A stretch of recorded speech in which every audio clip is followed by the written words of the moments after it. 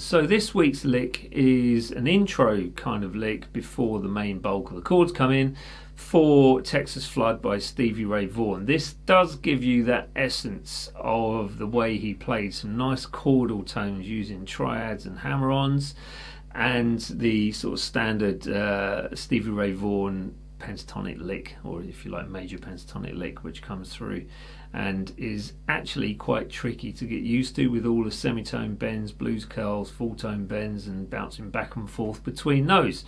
If you do like this lesson, please do hit that subscribe button, the bell button, and you will receive all the future notifications of when I post a video. For lessons you won't find here on YouTube, you can visit patreon.com/Dan's page, and that will give you, I think it's like 80 odd lessons on there now. So even if you sign up for 1 month, download the whole lot and then you're done, right? There you go. Shouldn't say that, but that's what can happen. Also, you'll find backing tracks on there that you won't find anywhere else as well, and you can find the tab for this lesson free on my website, dansguitar.com. Nice one. That's it. Let's get on with the breakdown, and then I'll sign it off at the end. See you later.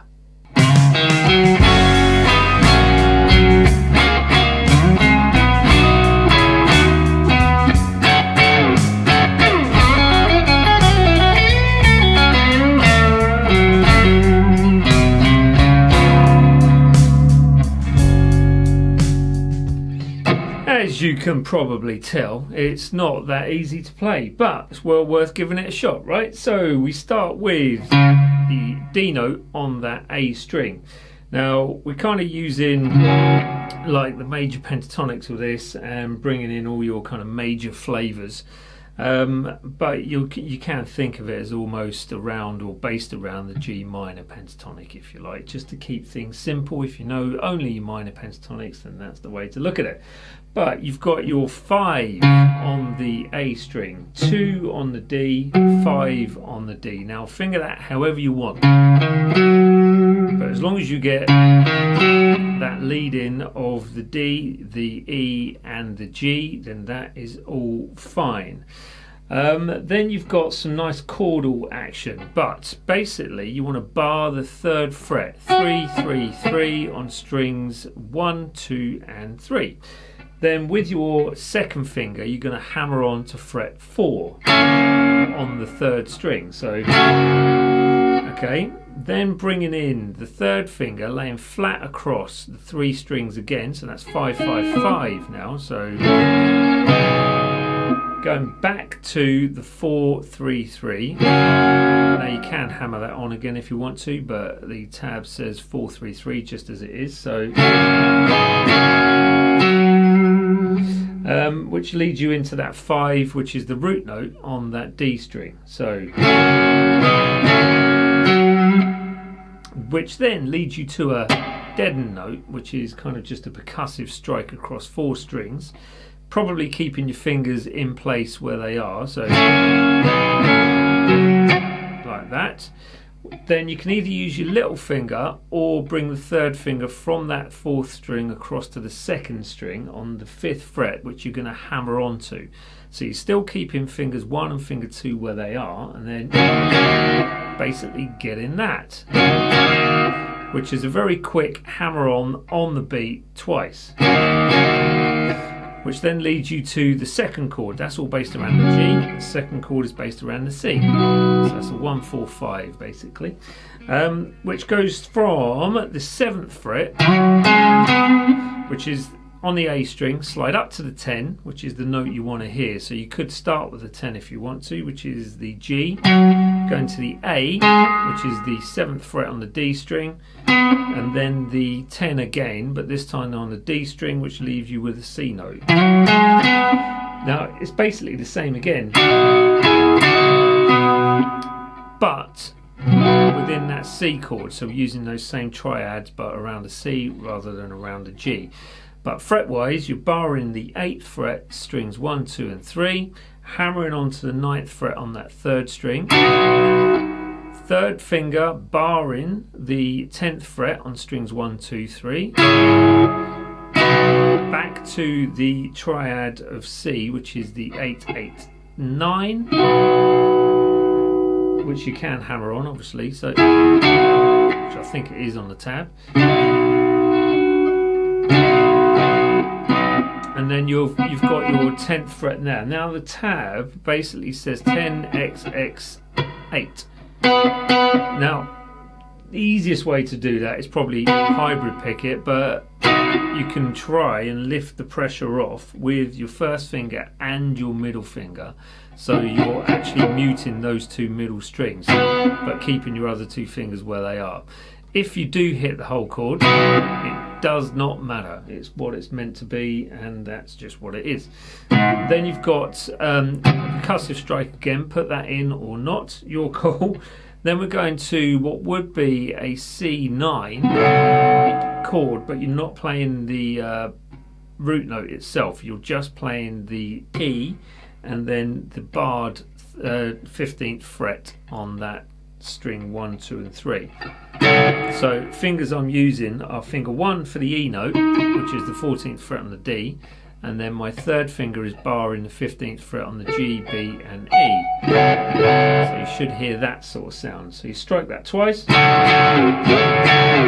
and then slide out, slide back in and strike it twice again. So you should get a sound similar to that.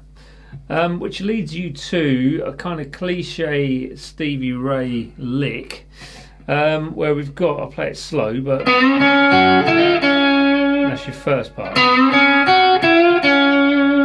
Alright, so we have your 5th fret, full tone bend, or semitone bend, sorry. 7, 3 on the 2nd string, rolling that same finger across the 3 on your 1st string, so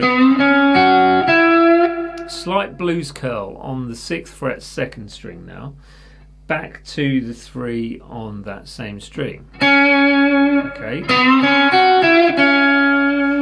Then you have 3rd finger coming across to the 5th fret on the 1st string, hammer on pull off 3, 4, 3 on that 1st string, which sounds strange as it is, but when you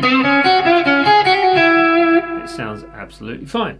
To the 6 on the 2nd string, 3 on your 1st string, to a full tone bend with that 6th fret on the 1st string, not so easy to get to, with a semitone bend or a blues curl if you want to put that in instead. Then you have 1st finger coming across to the 3 on the 1st string, roll that across the 3 on the 2nd string, a semitone bend, and then it's a full bend on that 3rd fret on the same string, 3rd string. So I generally pull that one down, so you're bending up. 2 strikes on the 5th fret, which is the root note on the D string, with that blues curl on your 3rd fret coming back after the 2 strikes of the 5. 3rd fret G with that blues curl, with your 5th fret again and vibrato, very abrupt on that 3rd fret if you can. And then it's kind of like a cliche turnaround into your chordal section. So you have the 3, 4 and then 5. So 3 and 4 are played with your 1st finger on the A string. 5 you're bringing in part of the D9 chord or D7. So we're actually only playing a D7 with this. So you've got your 5, 4 and then 5. So that's what you'll end up with. So you try and get that strike in there. There you go. So that's that intro kind of lick done. I'm going to try and play it slow without any mistakes. We'll see how that happens. But it should sound something like this. So 1, 2, 3, yeah.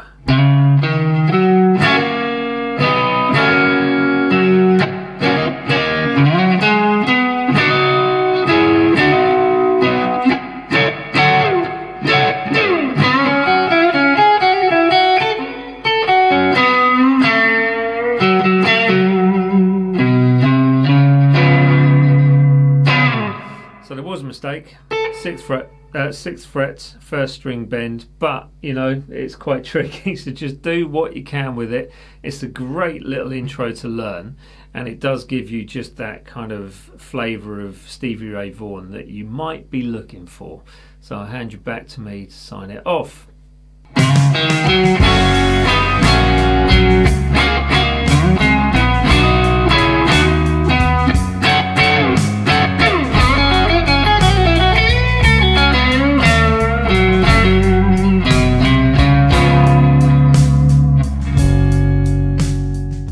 There it was. It's obviously not that easy to play, as my demonstration basically demonstrated. It's good to learn. There's a lot in that which you can draw from, especially that chordal tone which you get with this, some of the subtle touches of the blues curls going into a full tone bend or opposite direction as well. All of that can be placed in your own playing quite nicely and very effectively as well. So we're using basically tones over a G chord and a C chord, and that's nice to bring the flavours out along with that turnaround going into your, what would be a D9. But good to get used to, right? So if you love Stevie Ray Vaughan, then it's a great one to learn. So many flavours to pick out. But if you did like it and you haven't done so already, please do subscribe to the channel, hit that bell button, visit all the socials as well. The tab is free on my website, Dan's Guitar, and you will find lessons on Patreon that you won't find here on YouTube. Nice one, everyone. I bid you all farewell. Have an excellent weekend. See you later.